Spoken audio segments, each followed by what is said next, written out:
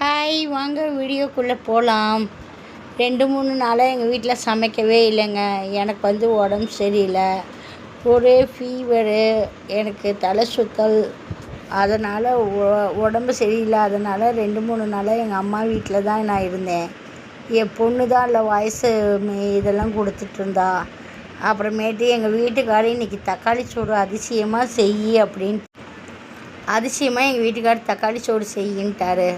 அதனால் நைட்டுங்க 5 நிமிஷம்தான் மடமடன்னு தக்காளி சோறு 1.25 டம்ளர் வச்சு மடன்னு செஞ்சேங்க. அவ்வளோ டேஸ்ட்டாக சூப்பராக இருந்துச்சுங்க. அப்புறமேட்டு நான் தக்காளி சாப்பாடு செஞ்சு மடன்னு அதை நைட்டில் எல்லோரும் சாப்பிட்டோங்க.